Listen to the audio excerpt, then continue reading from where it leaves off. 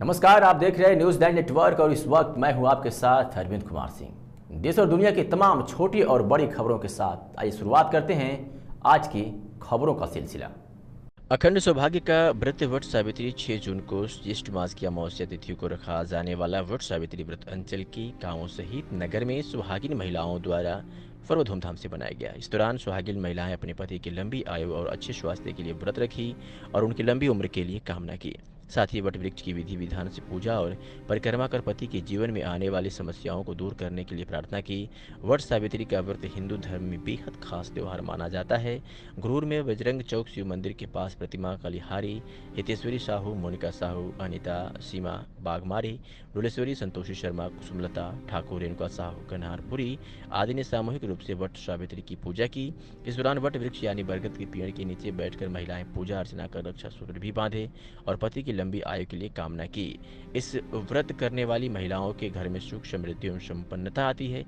संतान सुख और सौभाग्यवती होने के लिए यह व्रत सुगम और सरल है। धार्मिक मान्यताओं के अनुसार इस व्रत को सुहागिन महिलाएं अपने पति की लंबी उम्र और संतान प्राप्ति के लिए रखती हैं। मान्यता है कि इस व्रत को रखने से अखंड सौभाग्य व सुख समृद्धि की प्राप्ति होती है।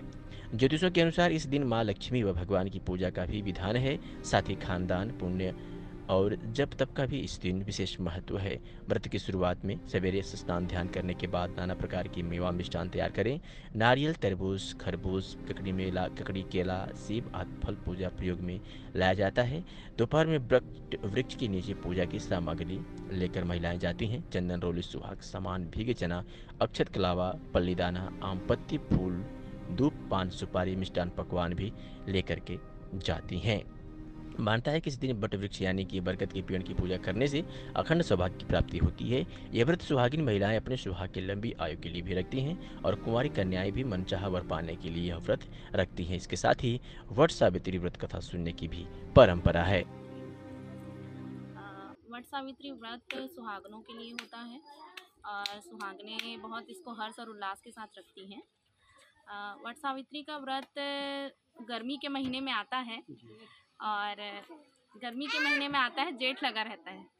तो जब आप लोग सुने होंगे कि सत्यवान को बचाने के लिए के पीछे, उनकी जान को बचाने के पीछे उनकी पत्नी का हाथ, उनकी पत्नी की यमराज के साथ एक बहुत गंभीर और दीर्घ वाली एक लड़ाई थी, जिस लड़ाई को जीतकर अपने पति की जान बचाकर वो यम से अपनी पति की जान बचाकर वो वापस लेकर आई थी।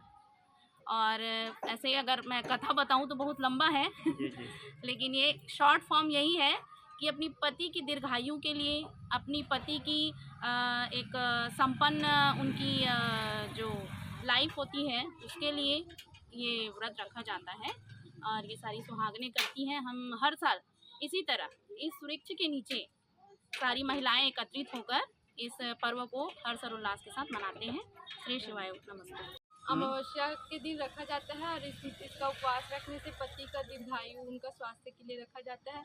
इस उपवास को ना सुहागन औरतें रखते हैं और जो सत्यवती थी ना, वो अपने पति के लिए रखी थी। तो उनका पति का जो यम के द्वार से छूटे ना, तो उस दिन से ये व्रत शुरू हो गया। Thank you.